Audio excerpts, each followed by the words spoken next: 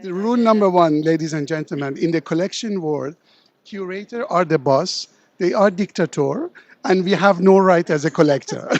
No, I disagree. And I think that we are primarily all potentially in the position of being curators, of being collectors, and certainly simply of being art lovers. So Ramin and I are simply here to share our expertise, maybe if there is such a thing as it Correct.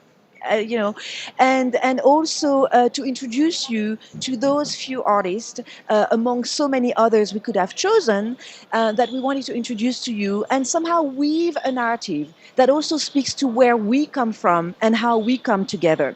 So we will begin with two artists whom I chose to introduce to you specifically, two artists from Latin America, Rodrigo Hernandez from Mexico, and Andres Pereira Paz from Bolivia and Peru, which very much speaks to the place from which I speak, which is that of the Americas, which is very much rooted within an understanding of the Middle Passage and of the very beginnings, the very roots of mod- modern history from 1492 onwards, and the way in which that has shaped the proto-capitalist principles that have in turn fueled the industrial revolutions in the West. And from this beginning, we go to Ramin's selection, which I will let him speak about. But to give you a sense of the arc of development of our presentation, from the Americas, we end up in the Middle Middle East, East. including in a location where I am currently working, which is the UAE. And maybe as a closing, Right. I will share with you the way in which I am bridging between the Americas, for instance, and the Emirates through certain principles of development.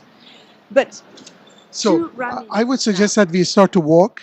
First of all, my name is Ramin Salsali. I am based in Dubai and Berlin, and I am a collector. And being a collector nowadays is very, very difficult because we have inflation of collectors, and we have inflation of private museums and foundation, and at the end, we are very much depending on the knowledge and expertise of curators, and especially kind curators, because some of the curators are not so accommodable and kind to us as a collector, because we are not that expert as such. So we learn a lot from curator, and it is a pleasure always to be with a curator like you. I'm very happy that you give me really this big honor to be with you today and to learn from you. And I'm very happy that you're doing the Sharjah Biennial, which is one of the most sophisticated biennial from my point of view. And it has a sense of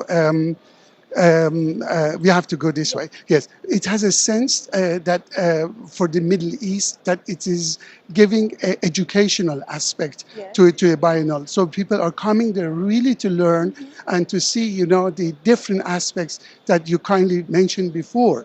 Curators are there to give us a solution, to give us a way of thinking that normally we don't not have the capability of thinking. Are we here? And Ramin is actually discovering the selection that I made.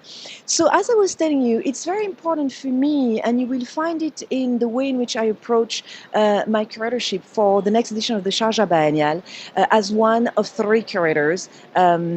And it is very important for me, and it is an exercise in decentering and recentering that some of us curators feel necessary to operate in order to give a different understanding of history and a different maybe aesthetic intelligence to some of our choices. So in this particular case, I myself was just recently introduced to the work of Rodrigo Hernandez, and what we see here is actually somewhat of a reduced version of a larger piece which within a museum context is far more extended. We see a very abstract language, which yet within both the way in which it is made and the craftsmanship that we can feel behind the embossed surface, through the craftsmanship, but also through aesthetic details such as the face, but also the elongation of the figure, which we can begin to intuit a form of aesthetic intelligence with a few references to do with the artist's background. We can readily cite within maybe pre-colonial aesthetic indigenous codes, if you will, that we find in this reclining figure. Yeah. When I saw this one, I tried not to see it before, Yes. to be honest with you, in order not to be infected by anything. So I wanted just to be surprised, as you are surprised. It looks like this paramedical beds when somebody got in an accident. You put them on that and you carry them to the hospital. Is it meant in that way that you carry somebody or something, some symbol into somewhere? I did not read it thus, but of course, this is what works such as these, which have a multiplicity of reading, can offer. I do not think that it is part of the making of the work necessarily, or the intention of the artist. What I see primarily when I see the work is a presence. I feel that I am confronted with something to sustain, to look at intently and to attempt to decipher through a sense of quiet, but at the same time, one that is disquieting through the deformation of this figure, the elongation of the figure. What I can tell you, Ramin, yes, what I can tell you, Ramin, though, that of course the galleries could tell us more, is that in its full presentation, the two lines which encase the main figure were elongating and stretching across the wall. So in a way, this is a bas relief, of course. It's also a fresco of sorts. So it is a much larger presentation than what the booth can accommodate. But what I really want to share with you is what I would refer to as a form of aesthetic intelligence in terms of the blending of an abstracted language that is yet, I think, readily identifiable as being rooted within a pre-colonial representational tradition. And the artist is from? The artist is from Mexico. From Mexico. Presently living in Lisboa, which is also where the gallery is from. So Galeria Madragoa. Also to thank those who, alongside curators and collectors, make it possible for emerging artists such as Rodrigo, who is 33, to share their work with us. With the next artist, I continue to introduce you to some of these Latin American artists who are inviting us to a different reading of history. Of course, very much at times subverting, but oftentimes also very humoristically, our ingrained beliefs in the way in which contemporary history has been shaped or deformed through the colonial encounter. So here, the work of Andrés Pereira Paz, as I mentioned, a very strong presentation in the sense that the very young galleries from Crisis who made this selection chose to focus single-handedly on one artist, which is of course always a risk, but also always more giving and generous in terms of affording an audience such as ours to encounter the work of an artist in a more expansive way, if you will. One of the first things that attracted my gaze actually is the way in which the work is spatialized. We are faced with what is at once a barrier, but also a curtain and an invitation in, but it makes us pause and look through.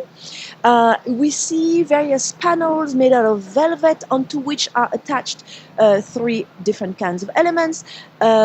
Textile that seems to be falling apart, beads or pearls that are threaded together in a very visible way that alludes to cosmological drawings, all of which are pertinent to a further understanding of the work that lays beyond.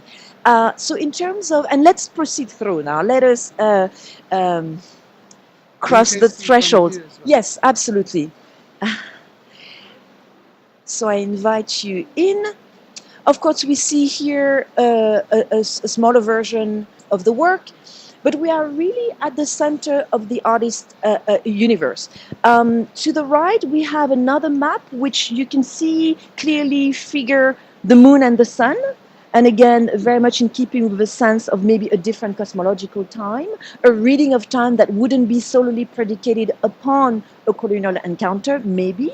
Certainly, the artist has shared with us yesterday the way in which he's been very much influenced by ritualistic and shamanistic experiences of the world.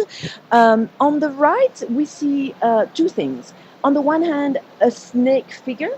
The snake, unlike in a Western bibliological iconography, in indigenous populations of Peru or otherwise, the artist is both from Peru and from Bolivia, is not a negative symbol. It is not the symbol of the fall of man. It is quite the opposite, a very potent being that governs the particular cosmology of these populations. But we see that it is also a snake that has a humoristic bent, if you will, as we will see through the work of the artist, many other clin d'oeil, if you will. But this snake is also figured, if in a more dematerialized fashion, in these collages, which are frottage, but made out of snake skin. So if you approach closer, it appears as though it might be a fabric, but it is in fact a snake skin. And you can see how the motif in the collage are very much reminiscent to the very motif and the very cutouts of the hanging fabrics. But also, I mentioned the figure of the shaman, and surely this is a deconstructed portrait of what a shaman figure could look like. But most importantly, as I mentioned, the artist is from Bolivia, but really lived in Lima, Peru. And you will see that this shaman figure has various material that cue us into particular kinds of meaning, and specifically the seahorses and the shell. Bolivia has been cut from the sea through the various, colonial partitioning, and the artist in Lima, though, and back within a more, coastal environment, is still trying to bring us and to reunite the way in which his particular heritage has been severed. So you would not typically, again in Bolivia, find maritime reference, but he's bringing them in to this particular piece, which I find to be very strong. Also in the fragmentation of the body, which may very well allude to the fate that a lot of the indigenous population met at the hands of the Spanish conquistadores. But this is an interpretation that goes beyond what the artist gives us to see immediately. And then briefly to finish on these two pieces. Very interesting, more abstracted piece that speaks of a different aesthetic language, which of course is always interesting, particularly coming from a young artist, the versatility with form and matter. And in this particular case, and I do not remember the name of the source, but there is one sole narrative of the colonial encounter that was written by an indigenous man, and that narrative from the 1500s was rediscovered much later in the 19th century.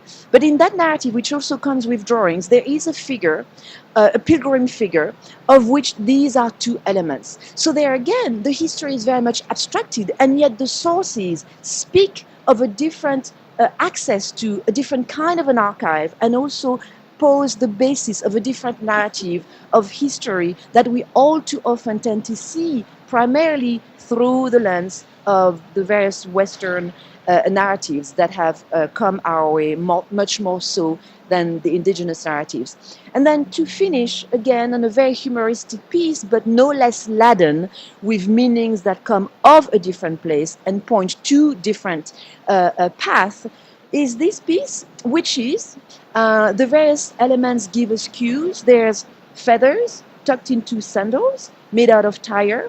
There's dices, and there's eyes. Well, this is actually the representation of a cupid but not a Western Cupid, an indigenous one. The sandals are very much the kinds of sandals that you would find among peasants or pilgrims, again, as I mentioned, made out of tires. Dices are a prominent motif in colonial paintings, and of course, the feathers allude to the wings of the little putti or cupids. And the eye, if you see, they're blue, and they're also somewhat red shot. And so again, this is in a way neither a Western representation nor solely an indigenous one, but maybe more of a syncretic one that brings together indigenous elements, or at least motifs, if you will, and always back to the kinds of colonial representations through which we have come to encounter these different cultures. So this is my the second artist I wanted to introduce you to, as you understand, as an attempt to make a coherent presentation of my interest in continuing to look at, of course, contemporary artistic practices of the Americas, which, as I tell you, is very much the place from which I speak to the world. And I will let, of course, Ramin speak now and maybe share in closing how this is informing my approach to the Sharjah Biennial in the Emirates. Right. Ramin? So first of all, I would like to invite you all to come to Sharjah Biennial next year, 2019, Yes, in March. March, and it's really interesting to see another aspect that maybe we do not see very often in Europe.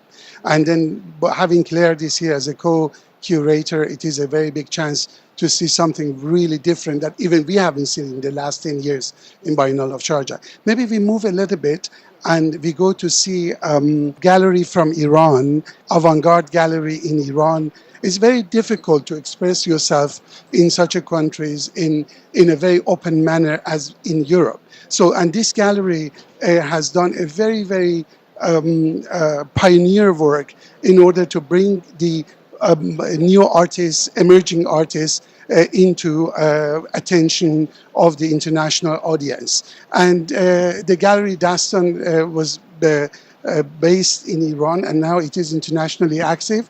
This artist, his name is Nariman Farrohi. Yes. He is disabled and he cannot, he's 100% deaf, right? 100%. Mm-hmm. And therefore his speaking capability has been influenced by and diminished by this first problem that he has. And the more, people are getting into a disability, the more expressive they are. And these works that he has done here is a series of the works that just showing his idea of objects that he would like to express, and has no connection as such with each other. It's just an ensemble of different works that is here. It's very aesthetic, and he is on top. He was a previous custom officer at the Tehran airport, and therefore, when he was working at the custom in Tehran, he had several way of expression on the paper that he had at his disposal. And since he is a very, because he cannot speak, he used his mobile phone to communicate. And he create a language by himself. Like, first of all, you see the selection of some of these capitals are not known to, and they are signage and capital. And it's coming back again to your selection, how these shamans in these countries, they select symbols and references in order to give us, some idea about the, yes, exactly. And having said that, this is another thing that he has done. He covers his painting with the biscuits box that he has it at his disposal. Maybe when he was working at the custom, or he is in his office. And in order to discover that, you need to bend them and see beneath and see the true work of the artist. Yes. And yeah, I mean, everybody is allowed just to move it and to see what is beneath, and maybe it's a reference to himself that he cannot express himself, and you need to know him. You need to get the first layers, second layers, in order to meet him and to see his true character. So this is another instance where you have chosen to feature the work of one single artist. Yes, it's partially actually by invitation of the fair to put him in the present future section. But Narimon is one of the artists that we've been working with for quite some time, and I think he put forward a very, very personal presentation, talking about his past experiences, talking about his condition, and giving the viewers an introduction into his poetic world. It's always good to know the curator. If you have a curator as a friend, you're the set. So tell me a little bit about your life, where you are coming from, what you Oh, have oh, done. oh, oh. Well, I mean, as I stated in my introduction, I am from what I would refer to as the Americas, but really from the Caribbean. And it is this place from which I speak and address the world. So I do not solely speak of and for, but from the Americas. But again, Ramin, I am waiting until the end of your presentation Yes. to maybe share more about the way in which it's informing my curation in a territory such as the Emirates. But by the same token, Ramin, tell us Right. more about you and what you do in Dubai. Right. And the way I will tell you what I'm doing, I opened the first private museum in Dubai about 7 years ago. And this museum is dedicated to the art from the Middle East mainly, but not only. And we have done several international exhibitions. We have a collaboration with the other museums. And for example, we did with Guggenheim in New York, one show, in fact, the last show of Deutsche Bank and Guggenheim with Imran Qureshi from Pakistan. Oh, yes. And that was one of the biggest projects that we have done together on the international scale for a private museum, and we facilitated these shows. So this is one aspect of the museum. We are heading now to a work which is related to Dubai, and in fact, I selected this work because I am very much interested in architecture, and Turin is a center of architecture here. This morning, I had a chance to go to visit the studio of Maloni, the famous architect coming from Turin, and then obviously we are next to the Renzo Piano's building in Fiat building. And having said that, if you look at to the architecture and the influence of architecture into the art, in this work is a very interesting work. It's done by a Holland artist. He's Dutch and based in Rotterdam. And he has founded a summit, it's called New World Summit. And in the New World Summit, they have a parliament, it's called Alternative Parliament. And this Alternative Parliament gives the platform to those who are not capable and able or prohibited in order to be selected into the parliaments in their own countries. So this alternative parliament give a chance to bring them to give them a voice to express themselves and maybe to have alternative solution for the problems that we have nowadays. And always good to see that artist curator have a surreal approach to many issues that we have. Surreal in a sense that for us is a surreal, but for them is truly real. And in a couple of years, we come back and say how real it was what they have created, how real it was that they find out and give us maybe an advanced way of thinking and changing our idea and our point of view toward the solutions. Sometimes it's good to know that solutions are there. Sometimes it's better to know how to find the solution. And these are identify the problem. A new friend, I met a very intelligent gallerist. It's always good. Listen, this is a funny story. I had a interview, my first interview. I was not well trained in interviews. So my first interview, the journalist came from Harper's Bazaar Art and asked me, what is the most luckiest moment in your life, and who is the most luckiest collector in the world? My answer was, if you fall in love with the artwork, then you like the galleries and you like the curator. But if something in this range is not that what you like, for example, you have a problem with the galleries or with the curator or with the artist, there is something disturbed in the flow of the energy.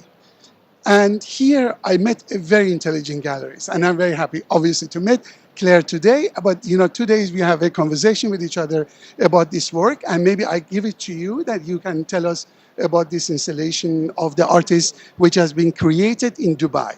Jonas Salli is a Dutch artist. He was in a residency in Dubai, and he started to think about and to work around this index that has been made by the Barclay Bank that put in connection the building of this big building. Grattacielo, I say in English. Okay. And it seems that there is a connection where one of these buildings is made and the beginning of economical crisis. As you can see here, there is the skyline of Dubai, and the artist put inside in this skyline all the building that has been built in the last big building that have been built in the last the last century.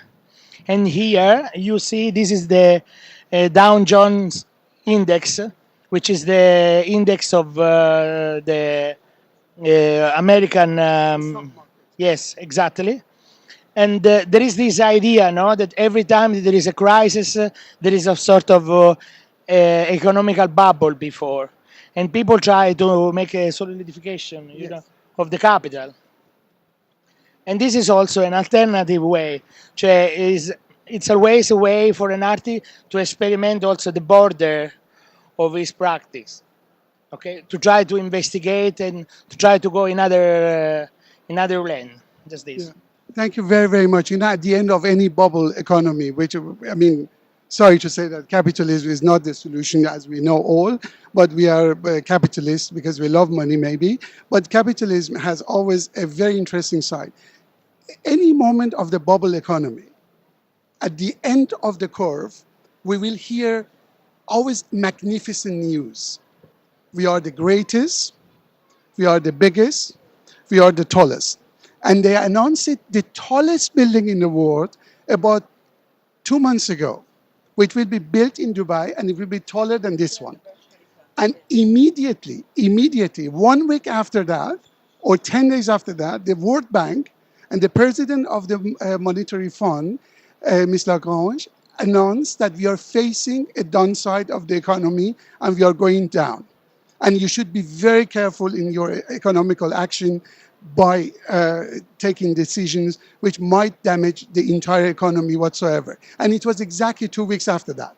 When first time I hear that, I really went back to my data and checked, and he said, he's right.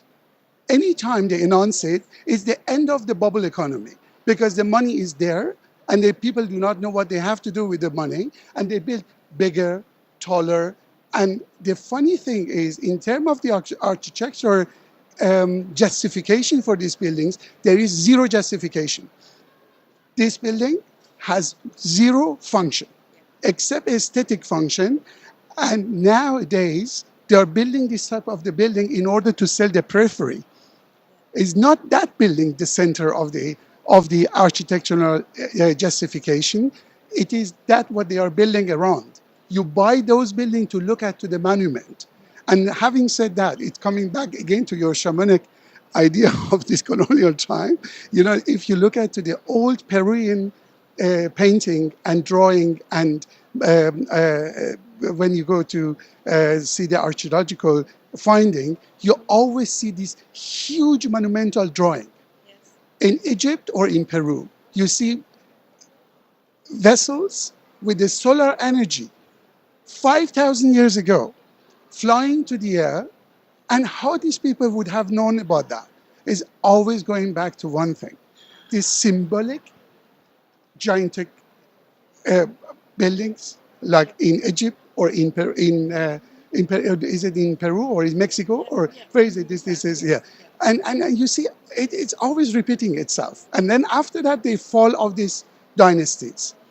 I began by sharing with you how it's important for me to cite myself by speaking from the Americas. The Americas can be read as the prototype, proto-capitalist economy was being experimented with.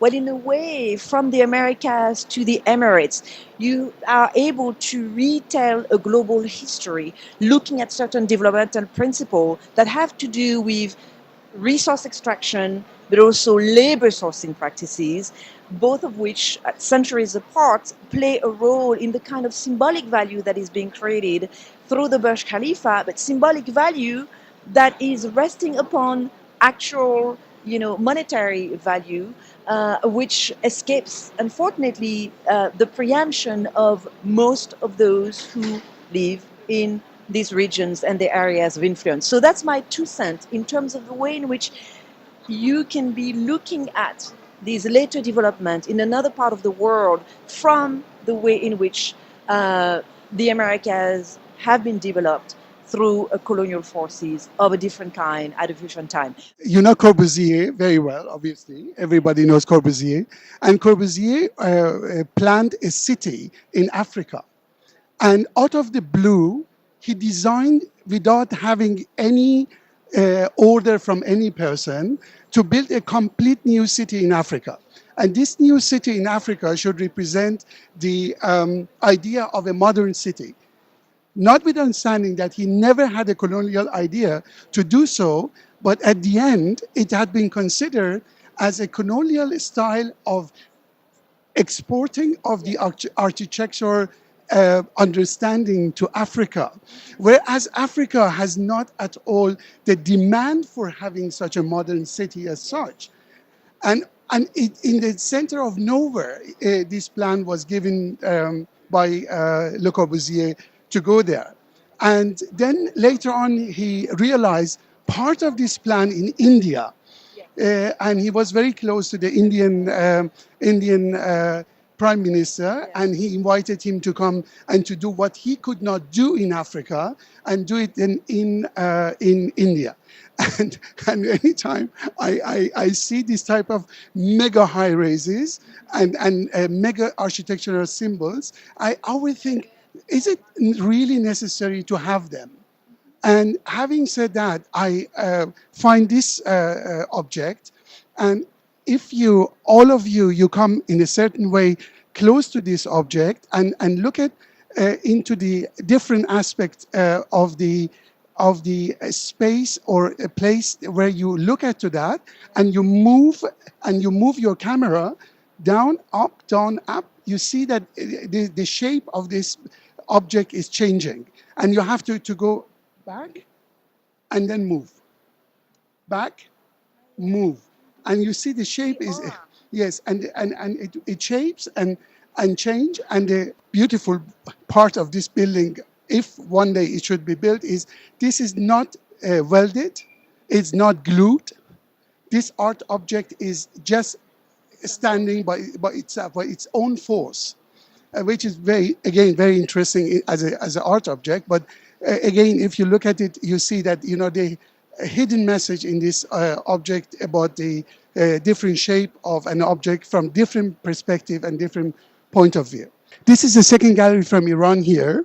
And since I born in Tehran, and this area in Tehran, you never go there. It was somewhere, that really abandoned area of Tehran. Now it's becoming like the area of going out. And all the cities have developed a new sector of the city, and it's called Aban Bar. And the meaning of that is it was a water storage place where people bought water. They went there and they bought water from there, and this is in this original place, and they turned it to a very beautiful gallery in Tehran. So if you go to Tehran, this is one of the must-see places. Thank you very, very much, and thank you, Artissima, for that. Yeah. And happy birthday, Artissima. 25 years, Artissima. Happy birthday, happy birthday. Look at this one, yeah. And Thank you so thank you very much. much. Thank you. Thank you.